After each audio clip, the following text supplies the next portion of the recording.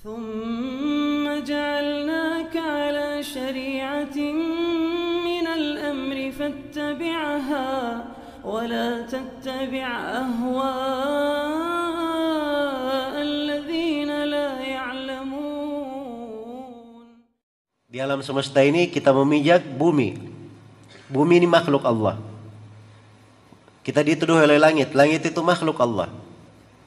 Di sekitar kita ada gunung-gunung, itu juga makhluk-makhluk Allah. Ketika terjadi kesyirikan, tahu bagaimana keadaan langit, bumi dan gunung-gunung? Allah terangkan di dalam Al-Quran. Wa qalu ittakhadha ar-rahmanu walada laqad ji'tum syai'an idda takadu as-samawati yatafattarna minhu wa tanshaqqu al-ardu wa takhirru al-jibalu hadda an da'u lir-rahmani walada wa ma yanbaghi lir-rahmani ay yattakhidha walada. Mereka berkata Allah Ar-Rahman, Allah yang Maha Pengasih, punya anak. Ini ucapan kira-kira bagaimana? Ini luar biasa ucapan ini ya.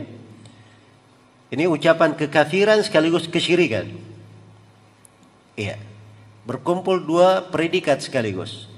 Itu ucapannya orang Yahudi ketika mengatakan Uzair anak Allah. Ucapan orang Nasara ketika mengatakan Al-Masih anak Allah. Ucapan kaum musyrikin ketika mengatakan para malaikat anak-anak perempuan Allah. Maka Allah menegaskan laqad ji'tum syai'an idda. Kalian sungguh telah mendatangkan suatu perkara yang sangat mungkar. Takadus samawati yatafattarna minhu. Hampir saja langit itu meleleh karenanya. Wa tanshaqqul ardu, dan hampir itu bumi terbelah karena itu. Wa takhirrul jibalu hadda, dan hampir saja gunung itu runtuh. Tatkala mereka mengatakan bahwa Allah memiliki anak, padahal sangat tidak layak, tidak pantas dikatakan Allah memiliki anak. In kullu man fis samawati wal ardi illa atir rahmani abada. Laqad ahsahum wa addahum adda wa kulluhum atihi yaumal qiyamati farda. Segala yang di langit dan di bumi itu akan datang menghadap kepada Allah sebagai hamba. Allah telah menghitung mereka dengan sangat detail dan menjumlah mereka dengan sebenarnya, dan setiap dari mereka akan datang menghadap kepada Allah sendirian mempertanggungjawabkan amalannya. Allah yang Maha memiliki langit dan bumi dikatakan perlu anak. Ini sungguh ucapan yang sangat besar. Maka ini bentuk bagaimana ketika dasar pokok dari dakwah para nabi dan para rasul ini dilanggar, memurnikan ibadah kepada Allah, jatuh di dalam kesyirikan. Jangankan kita, para nabi saja kalau jatuh di dalam kesyirikan, Allah Subhanahu wa taala telah menegaskan kepada mereka. Bisa dilihat ya, direnungi di dua tempat dalam Al-Qur'an. Tempat yang pertama di surah Al-An'am. Di surah Al-An'am itu disebut nama-nama nabi. Iya, disebut nama-nama nabi. Ada belasan, hampir 20 nabi disebut. Di akhirnya Allah berfirman, "Walau asyraku lahabita anhum ma kanu ya'malun." Andai kata para nabi ini berbuat kesyirikan, akan hancur seluruh amalan mereka. Dan di surah Az-Zumar, Allah Subhanahu wa taala berfirman kepada nabinya, "Wa laqad uhiya ilaika wa ilal ladzina min qablik la in asyrakta la yahbatanna 'amaluka wa la takunanna minal khasirin." Sungguh telah diwahyukan kepada engkau Nabi Muhammad dan kepada para nabi sebelum engkau, andai kata engkau berbuat kesyirikan, akan hancur seluruh amalanmu dan engkau akan menjadi orang yang merugi. Iya. Ini para nabi dan para rasul. Karena itu selain nabi dan rasul jangan pede.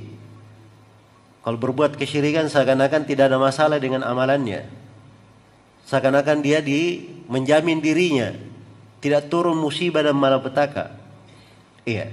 Maka ini adalah dasar pokok dakwah para nabi dan para rasul. Nah, sekarang bertauhid ini, memurnikan ibadah kepada Allah, itu adalah nikmat yang sangat besar. Nikmat yang sangat agung. Tapi banyak manusia tidak mengetahuinya. Iya. Karena itu Nabi Yusuf alaihissalam, beliau berkata, "Wattaba'tu millata abai." Ya. Ibrahim wa Ishaq wa Ya'qub. Ma kana lana an nusyrika billahi min syai'. Dzalika min fadlillahi alaina wa 'alan nasi, walakinna aktsaran nasi la yashkurun.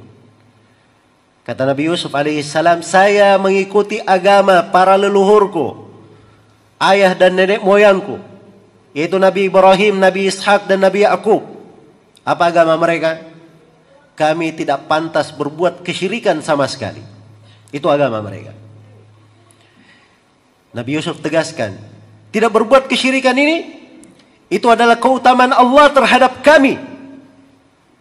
Tetapi banyak dari manusia yang tidak mensyukurinya. Subhanallah. Hidup di bawah langit Allah, ditampung di atas bumi Allah, rezeki Allah yang memberikannya, kehidupan Allah yang menganugerahkannya. Tapi ketika ditimpa musibah, dia ada hajat dan keperluan, mintanya kepada selain Allah, berdoanya kepada selain Allah. Ya. Ini betul-betul kelancangan terhadap Allah Subhanahu wa ta'ala.